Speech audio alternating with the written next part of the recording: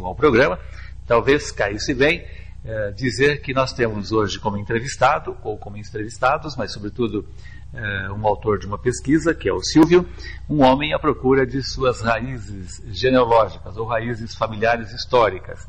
Então estão aqui para conversar conosco sobre um pouco dessa questão da história familiar, que ganha de forma especial um relevo maior nos dias de hoje, dada toda essa fragmentação que temos do ponto de vista cultural e de valores.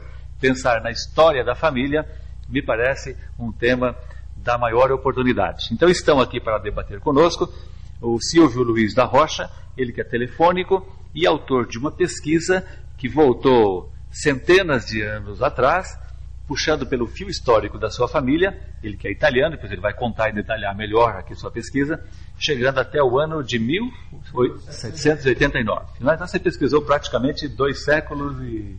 São 3 séculos de história. Quase 3 séculos. Se for puxar um pouco mais, até o século XIII, porque a nossa origem é de Montenegro. Ok. E também conosco o jornalista Humberto Pastore, ele que, além de jornalista, é diretor do Museu de São Caetano do Sul. Bem-vindos ao programa, boa noite. Boa noite. Silvio, você então começou, como é que surgiu essa ideia? Assim, você vai contar como é que foi o trabalho e como é que você teve essa ideia? O que te levou, o que te motivou Como é que começou tudo isso? Você é italiano, você é descendente de italiano. Sono brasiliano, però brasiliano, mezzo brasileiro, mezzo italiano, né? Eu vim a descobrir a minha origem através da pesquisa que eu fiz, que foi uma pesquisa que durou aproximadamente 1 ano. Mas tudo se deu por causa do meu avô, pai de minha mãe, meu avô materno, né? Que se chamava Benedicto Aparecido Gomes de Almeida. Ele era barbeiro na cidade de Jambeiro, e em 1932 ele lutou pela causa da Constituição, constitucionalista, por uma Constituição, que era essa a causa, né? Sim. E foi convocado, lutou em Guaratinguetá, aliás, naquela região norte, né, de Minas, e foi ferido com um tiro na perna, né? Após esse experimento, ele voltou para a família, e daí por diante, a única coisa que eu sabia, através de minha mãe, porque eu não o conheci, ele faleceu em 1965, e eu sou de 68, né? E minha mãe dizia que ele falava muito dessa revolução, que ele tinha, o único prêmio que ele tinha ganho era um tiro na perna. Então eu falei, vou, através de uma pesquisa, homenageá-lo. Sepultaram o local onde muitos desses soldados devem estar sepultados, que é o Memorial do Ibirapuera, do soldado da Constituição. E aí por aí você começou a puxar o fio da história da sua família. Muito rico, por sinal, por assim dizer, porque a minha avó, a esposa dele, era do Partido Comunista. Aliás, os dois eram comunistas, né? E abriu um espaço na Rua Cicrames, antigo número 53, para o comitê eleitoral do Partido Comunista, né?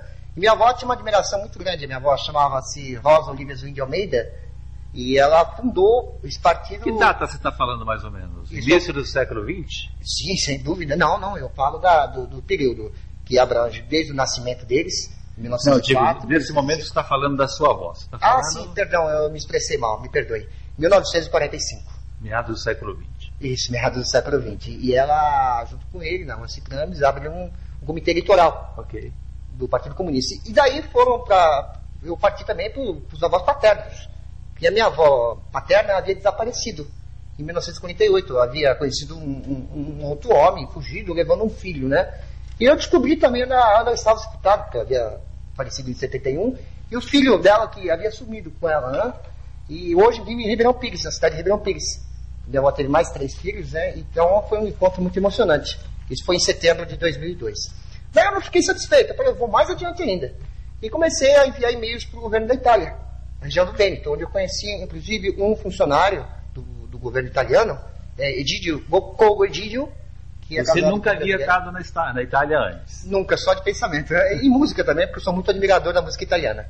E ele me ajudou. Nas pesquisas, o governo italiano me enviou em janeiro do ano passado uma documentação muito farta. Inclusive, essa documentação falava da família Zunin, que eu sou descendente da família Zunin e Belotto, dessa região do Vêneto. E constava a árvore genealógica, assim, da genealogia da família, que lá se encontrava naqueles documentos. E eu, a partir desse princípio, falei, deve ser um deles. Eram 7, né?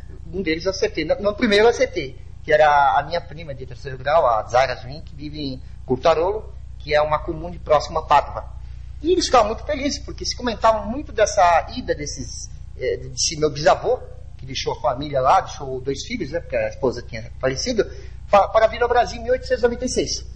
Então eu fiquei fascinado com a história e com tudo isso eu consegui chegar onde eu queria.